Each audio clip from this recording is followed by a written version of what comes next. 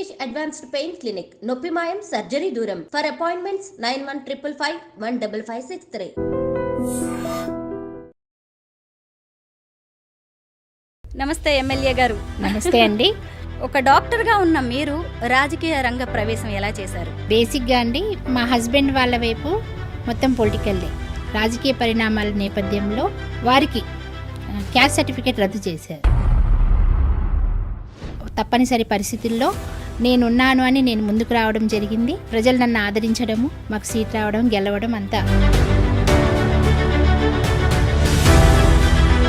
Doctor గారు అని పిలిస్తే ఎక్కువ హ్యాపీ అనిపిస్తుందా, ఎమ్మెల్యే గారు అని పిలిస్తే ఎక్కువ అనిపిస్తుందా హ్యాపీగా? అంటే పెద్ద క్వశ్చన్. నిజం చెప్పనా, ఎప్పుడైనా ఎక్స్పెక్ట్ చేశారా నేను ఎమ్మెల్యే అవుతాను, అవ్వాలి అని ఎప్పుడైనా కోరుకున్నారా? అది మా హస్బెండ్ క్యాస్ట్ సర్టిఫికేట్ క్యాన్సిల్ చేసినప్పుడు కోరుకున్నాను. సండ్ర వెంకట వీరయ్య గారు లాంటి సీనియర్ నేతను మీరు ఎదిరించారు. పైగా సత్తుపల్లిలో ఇంతవరకు ఒక మహిళా ఎమ్మెల్యే గెలవలేదు. అలాంటి చోట మీరు విజయ బావుట ఎగరవేశారు. దానికి గల కారణాలు ఏమనుకుంటున్నారు మీరు?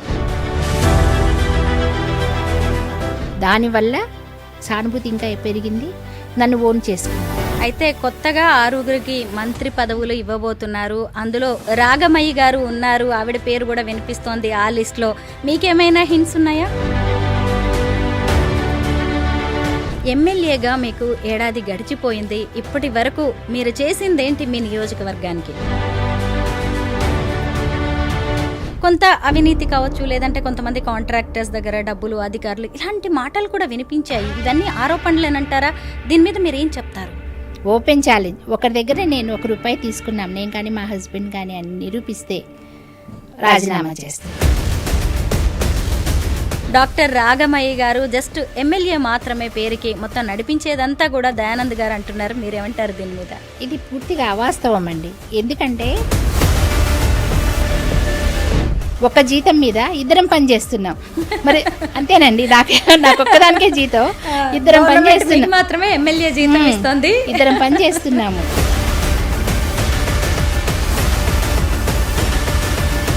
మీది లవ్ మ్యారేజా, అరేంజ్డ్ మ్యారేజా? లవ్ కమ్ అరేంజ్డ్ అండి.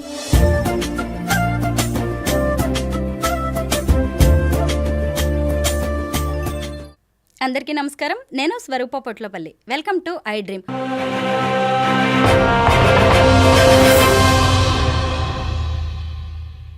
ఉమ్మడి ఆంధ్రప్రదేశ్ రాష్ట్రానికి జలగం వెంగళరావు వంటి ముఖ్యమంత్రిని అందించిన సత్తుపల్లి నియోజకవర్గం నుంచి 72 తర్వాత తొలి మహిళా ఎమ్మెల్యేగా ఎన్నికయ్యారు మట్టా రాగమయ్య గారు. ఆవిడ ప్రభుత్వ డాక్టర్ నుంచి ఎమ్మెల్యేగా ఎన్నికయ్యారు. ఈరోజు మనం ఆవిడ వ్యక్తిగత జీవితం, పొలిటికల్ జీవితం గురించి అనేక విషయాలు తెలుసుకోబోతున్నాం. ప్రస్తుతం మట్టా రాగమయ్య గారు నాతో పాటు ఉన్నారు. అయితే త్వరలో జరగబోయే తెలంగాణ రాష్ట్ర మంత్రివర్గ విస్తరణలో కూడా రాగమయ్య గారికి చోటు దక్కబోతోందనే వార్తలు వినిపిస్తున్నాయి. ఇప్పటికే మంత్రి సీతక్క, అలాగే కొండా సురేఖ గారు మంత్రివర్గంలో ఉన్నారు. ఇప్పుడు రాగమయ్య గారికి గనక అవకాశం వస్తే ఆవిడ 3వ మహిళా మంత్రి కాబోతున్నారు.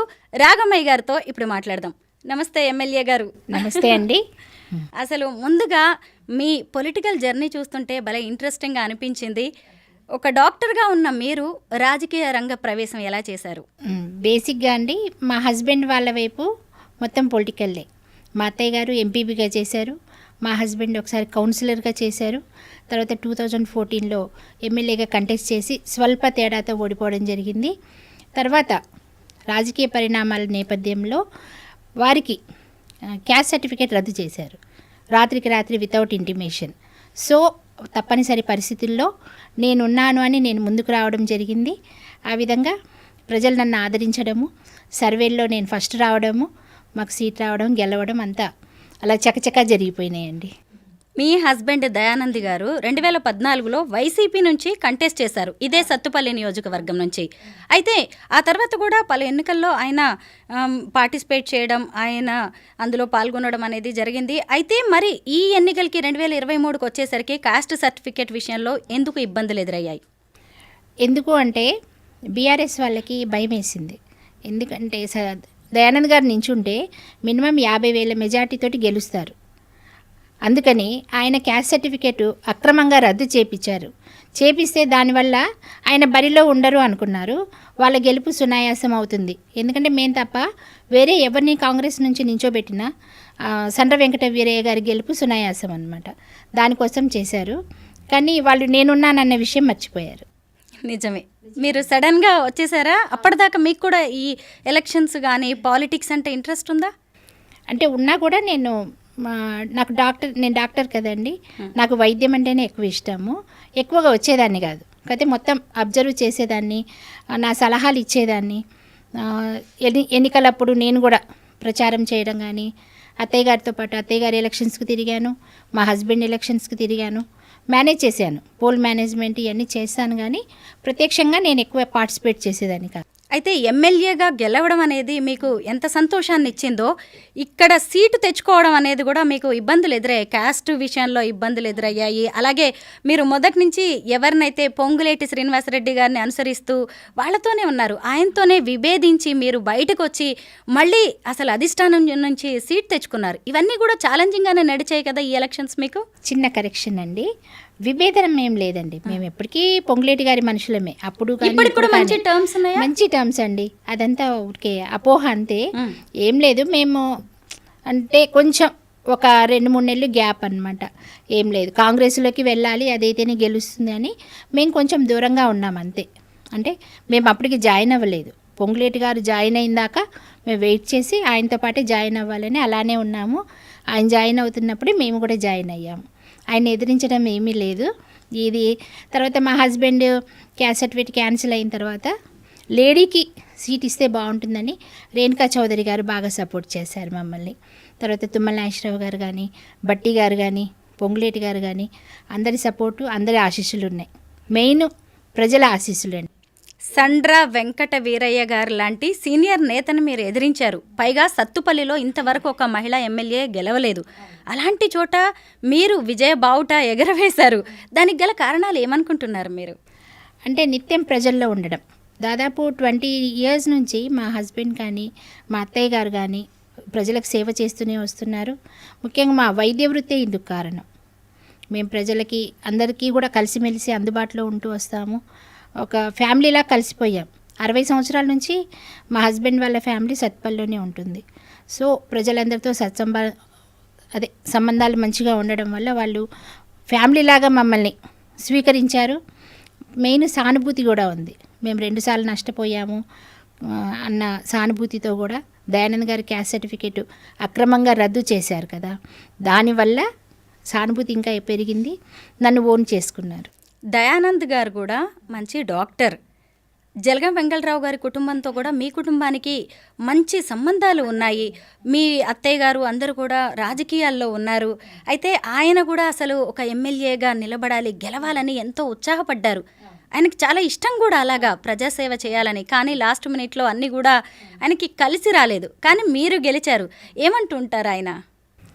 ఇద్దరం ఒకటే కదండి, నేనైనా ఆయన ఇద్దరం ఒకటే, ఎవరు గెలిచినా ఒకటే. అదే అంటారు. ఆయన చాలా ప్రోత్సహిస్తారు. ఆయన లేకపోతే నేను ఈ స్టేజ్లో లేను. నాకు అండదండ ఆయనే. తర్వాత నా స్ఫూర్తి కూడా మా అత్తయ్య గారే. ప్రతి మగాడి విజయం వెనక ఓ మహిళ ఉంటుంది అంటారు కదా, మీ విజయం వెనక? మా హస్బెండ్ ఉన్నారు. ఎందుకంటే నేను పీజీ చేయడమైనా, నేను మ్యారేజ్ అప్పటికి ఎంబీబీఎస్ఏ ఫైనల్ ఇయర్లో ఉన్నాను. నేను పీజీ చేయడమైనా, గవర్నమెంట్ జాబ్ చేయడంకైనా, తర్వాత ఇప్పుడు ఎమ్మెల్యే అవడమైనా మొత్తం మా అత్తయ్య గారు, మా హస్బెండ్ సపోర్ట్. అయితే కొత్తగా 6 మంత్రి పదవులు ఇవ్వబోతున్నారు. అందులో రాగమయ్య గారు ఉన్నారు. ఆవిడ పేరు కూడా వినిపిస్తోంది ఆ లిస్ట్లో. మీకేమైనా హింట్స్ ఉన్నాయా? లేవండి, అధిష్టానం నిర్ణయిస్తుంది. నాకు అర్హత ఉంది, నాకు అందుకు యోగ్యత ఉంది అనుకుంటే కనుక రేవంత్ రెడ్డి గారి ప్రభుత్వం తప్పకుండా అవకాశం ఇస్తారు. కాకపోతే ఒకటి, మా జిల్లా నుంచి ఇప్పటికే సీనియర్ మంత్రులు 3 ఉన్నారు. నేను మొట్టమొదటిసారిగా ఎమ్మెల్యే అయ్యా. నాకంత ఇది కూడా ఆశ కూడా లేదు. ఇస్తే సంతోషం, ఇవ్వకపోయినా సంతోషం. ఇస్తే ఇంకా బాధ్యత ఎక్కువ అవుతుంది, ఇంకా ఎక్కువ సిన్సియర్గా ఇంకా ఎక్కువ పని చేయాల్సి వస్తుంది. ఇవ్వకపోయినా కూడా 100% మా పని మేము చేస్తాం. ఎప్పుడైనా ఎక్స్పెక్ట్ చేశారా నేను ఎమ్మెల్యేనా అవుతాను, అవ్వాలి అని ఎప్పుడైనా కోరుకున్నారా? అది మా హస్బెండ్ క్యాస్ట్ సర్టిఫికేట్ క్యాన్సిల్ చేసినప్పుడు కోరుకున్నాను. డిసైడ్ అయిపోయాను. మన కుటుంబం నుంచి ఉండాల్సిందే. ఉండాల్సిందే. ఎస్ అండి. ఎందుకంటే ఒక మహిళకి ఇంత బలంగా ఒక కోరిక ఉంటేనే ఆమె తలుచుకుంటే ఏదైనా నిజంగా ఊహించి ఉండరు కదా ఆయన కాస్ట్ సర్టిఫికెట్ క్యాన్సిల్ చేయించిన వాళ్ళు. ఊహించలేదండి. అయితే ఈ క్యాస్ట్ విషయంలో ఇబ్బంది ఎందుకు తలెత్తింది? ఎందుకంటే అది ఎస్సీ రిజర్వ్డ్, మీకు ఫస్ట్ నుంచి తెలుసు. ఆయన 2014లో కూడా కంటెస్ట్ చేశారు. మ్యాటర్ ఏంటంటారు? దీని వెనక ఏముంది? ఏం లేదండి, మా అత్తయ్య గారిది మావయ్య గారిది ఇంటర్ క్యాస్ట్ మ్యారేజ్. అప్పుడు ఏదైతే ఒక జీవో వచ్చింది, ఆ జీవో ప్రకారము తల్లిదండ్రుల్లో ఎవరిది లో క్యాస్ట్ అయితే పిల్లలు అది తీసుకోవచ్చు, వాళ్ళు ఇష్టపూర్వకంగా తీసుకోవచ్చు. అలాగా అప్పుడు సర్కమ్స్టెన్సెస్ బట్టి మా వాళ్ళందరూ కూడా ఎస్సీ సర్టిఫికేట్ తీసుకున్నారు, తల్లి క్యాస్ట్ తీసుకున్నారు. కాకపోతే ఇది రాజకీయాల్లో ఎట్లా ఉంది, వీళ్ళు బలమైన క్యాండిడేట్స్, వీళ్ళు నించుంటే గెలుస్తారు కనుక వీళ్ళని పక్కకు పెట్టాలి, తొక్కేయాలన్న ఉద్దేశంతో కేసీఆర్ గారు, కేటీఆర్ గారు, సండ్ర వెంకట వీరయ్య గారు కలిసి అక్రమంగా చేసిన కుట్ర ఇది. ఆల్రెడీ జీవో కూడా ఉండగా ఈ కాస్ట్ సర్టిఫికేట్ అనేది ఎలా క్యాన్సిల్ చేశారు? అయితే ఇక మీదట మీరు ఏదైనా దీని మీద కోర్టుకు వెళ్ళడం లాంటివి చేయబోతున్నారు? ఎందుకంటే ఉంది, కోర్టులోనే ఉంది. అప్పుడు మా హస్బెండ్ కూడా కోర్టు ఎగ్జంప్షన్ ఇచ్చారు, కంటెస్ట్ చేయొచ్చు. కానీ రిపీటెడ్గా మళ్ళీ ఏమైనా ఎలిగేషన్స్ వస్తాయన్న ఉద్దేశంతో నేనే రంగంలోకి రావడం జరిగింది. ఇప్పుడైతే క్యాస్ట్ సర్టిఫికేట్ క్లియరెన్స్ అవుతుంది, కోర్టులోనే ఉంది, అయిపోతుంది. ఎమ్మెల్యేగా మీకు ఏడాది గడిచిపోయింది. ఇప్పటి వరకు మీరు చేసిందేంటి మీ నియోజకవర్గానికి? మా నియోజకవర్గానికి అండి నేను ఇప్పటివరకు దగ్గర 250 crores నిధులు తీసుకురావడం కానీ, ఇప్పుడు మన రోడ్స్, తర్వాత అంగన్వాడీ బిల్డింగ్స్ కొత్తవి శాంక్షన్ చేయించడము. నెక్స్ట్ మేము హాస్టల్ విజిట్స్కి వెళ్ళేవాళ్ళం. హాస్టల్ విజిట్స్లో పిల్లలు కింద పడుకుంటున్నారు, రెసిడెన్షియల్ స్కూల్స్ తప్ప మిగతా స్కూల్స్లో కింద పడుకుంటున్నారు. అది చూసి మేము మాకు వచ్చిన నిధుల్లోంచి 1.5 crore వాళ్ళకి మంచాల కోసం పిల్లలకి, మా కాన్స్టిట్యున్సీలో ఉన్న పిల్లలందరికీ కూడా అట్లా.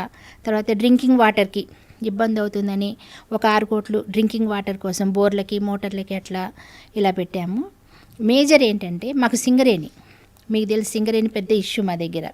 ఆ పొల్యూషన్కి ఇదంతా సఫర్ అవుతున్నారు. జాబ్స్ ఏమో అవుటర్స్ని తీసుకొచ్చి పెట్టుకున్నారు.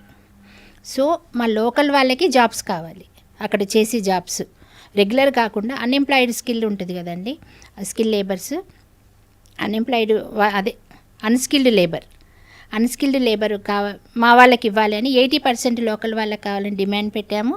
బట్టి గారు వాళ్ళందరూ యాక్సెప్ట్ చేశారు. ఇప్పుడు లోకల్ యువతకి ఎక్కువ శాతం అక్కడ ఉద్యోగాలు ఇప్పించాము. అదొకటి మేజర్ నేను చేసింది ఇప్పటివరకు. అట్లనే అక్కడ బాంబు బ్లాస్ట్ వల్ల మనకి పేలిన ఉంటాయి కదా ఇల్లు, డ్యామేజెస్ అయిన ఇల్లు, ఇవన్నీ కూడా సింగరేణి వాళ్ళు రిపేర్స్ చేస్తున్నారు. ఇది కూడా మేము పట్టుబట్టి వాళ్ళని అడగడం వల్ల వాళ్ళు శాంక్షన్ చేశారు. కొన్ని పూర్తి కూలిపోయిన ఇళ్ళనైతే కిష్టారం విలేజ్లో కట్టించడం మొదలుపెట్టారు. మిగతా వెంగళరావు నగర్ కాలనీ, ఎన్టీఆర్ కాలనీ ఇట్లా ఉన్నాయి, రేజర్ల ఇక్కడేమో రిపేర్స్ చేస్తూ ఉన్నారు. ప్రతి స్కూల్కి కూడా RO ప్లాంట్ ఇస్తున్నారు మినరల్ వాటర్కి.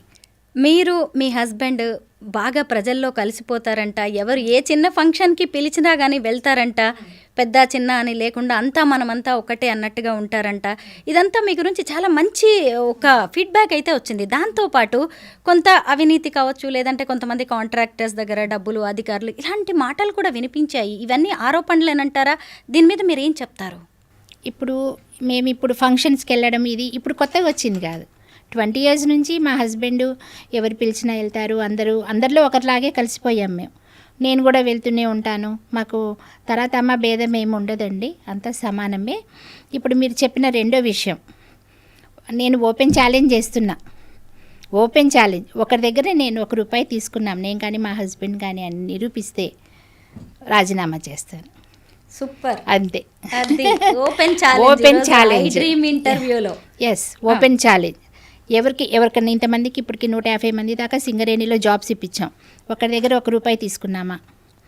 కాంట్రాక్ట్ మీద ఇప్పించాం కదా. మామూలుగా అయితే 1,00,000 నుంచి 1,50,000 అంతకుముందు తీసుకున్నారు బీఆర్ఎస్ ప్రభుత్వంలో. మేమైతే ₹1 తీసుకోవాలా. నెక్స్ట్ ఏదైనా పనులైనా సరే, ఏదన్నా రికమెండేషన్ లెటర్స్ అయినా, ట్రాన్స్ఫర్స్ అయినా, ఎందులో కానీ ఏ అధికారి దగ్గర కానీ ఎవరి దగ్గర కానీ ₹1 తీసుకోలేదు. నిరూపిస్తే మాత్రం ఛాలెంజ్ అండి. ఖమ్మం జిల్లా రాజకీయ పరంగా, సామాజికంగా ఎంతో చైతన్యం కలిగి ఉంటుంది. అయితే బీఆర్ఎస్ 10 ఏళ్ల పాలన చూసాం. ఇప్పుడు 10 సీట్లకి 10 సీట్లు కాంగ్రెస్ స్వీప్ చేస్తుందంటే ఇంకొకటి పొత్తు కావచ్చు అని మీరు ఎక్స్పెక్ట్ చేశారా? అలాగే ముగ్గురు మనకి మినిస్టర్స్ వచ్చారు. ఒక డిప్యూటీ సీఎం కూడా బట్టి విక్రమార్క గారు ఉన్నారు, ఆయనే ఆర్థిక మంత్రి. ఇటు చూస్తే తుమ్మల నాగేశ్వరరావు గారు, ఇంకొక వైపు పొంగులేటి శ్రీనివాసరెడ్డి గారు. మీరేమంటారు మన ఖమ్మం జిల్లా గురించి? ఖమ్మం జిల్లా అంటేనే కాంగ్రెస్కి అండి, కాంగ్రెస్ జిల్లా, పెట్టని కోట అంతే, కంచు కోట అంతే. ఎందుకంటే ప్రతిసారి చూస్తున్నాం 2014లో కూడా మొత్తం టీఆర్ఎస్ హవా ఉన్నప్పుడు కూడా మన ఖమ్మం జిల్లాలో 9 సీట్లు వచ్చినాయి, ఒకే ఒకటి టీఆర్ఎస్కి. 2018లో కూడా అంతే, ఒకే ఒకటి టీఆర్ఎస్, మిగతా అన్నీ కూడా కాంగ్రెస్కి. ఇంకా ఇప్పుడు తుమ్మల గారు వచ్చారు, పొంగులేటి గారు వచ్చారు, ఆల్రెడీ బట్టి గారు ఉన్నారు.